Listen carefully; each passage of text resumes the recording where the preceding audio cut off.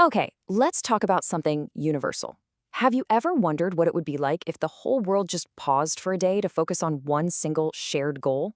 Not just any goal, but maybe the most human one there is happiness. Well, that's exactly what we're going to get into today the story behind the International Day of Happiness. And this is the core of it, right here. We're not just talking about having a good day or that fleeting feeling of fun. No, this is about something so much bigger. It's about framing happiness as a basic, universal right. Think about that for a second. It puts our well being right up there with the other fundamental rights we all believe in. It's a pretty radical idea when you stop and think about it. Okay, so if we accept that happiness is a right, what does that actually mean for how we run things, for how we look at the world? Well, that leads us straight into our first big idea measuring what matters. And this is all about shaking up how we've traditionally defined what it means for a whole society to be successful. Just chew on this for a second. For so long, right, the yardstick for a country's success has been all about money, GDP, economic growth, that kind of stuff. But this whole concept just flips that on its head. And this isn't just some nice thought either. This was actually pushed at the UN by Bhutan, the country that famously uses gross national happiness instead of gross domestic product.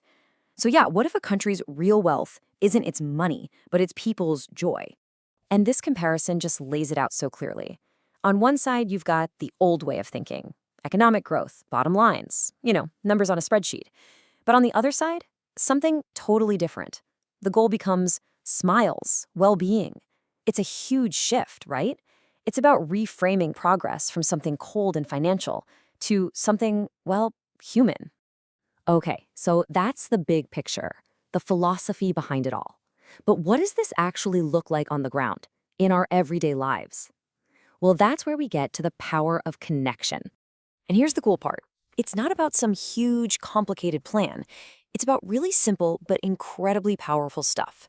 We're talking about communities all over the world just deciding to spread a little kindness. Like buying a coffee for the person behind you in line, or just taking a second to share gratitude, to actually thank someone who's made a difference. All these little things add up and create this awesome ripple effect of positive energy. And this is where it gets really beautiful, because when you get right down to it, the search for joy is something every single one of us understands. You don't need to translate a smile, right? An act of kindness speaks for itself, no matter where you are in the world. And that's how happiness becomes this amazing bridge. It connects us across cultures, across languages, even across generations. It's a common language.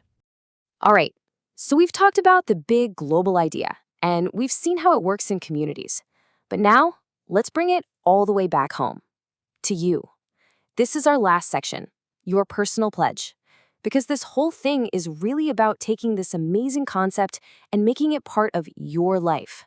It boils down to this really simple, but honestly pretty profound 3-step pledge. First up, choose joy. And look, that doesn't mean pretending bad stuff doesn't happen.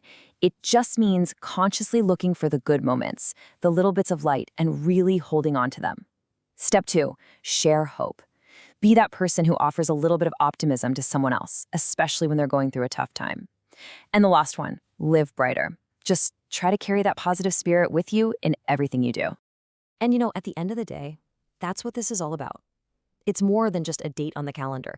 It's an invitation, a challenge, really, for every single day. The real power here isn't in a once-a-year celebration, but in how we answer this question with our actions, day in and day out. So I'll leave you with that. Just take a second and ask yourself, how are you going to live a little brighter today?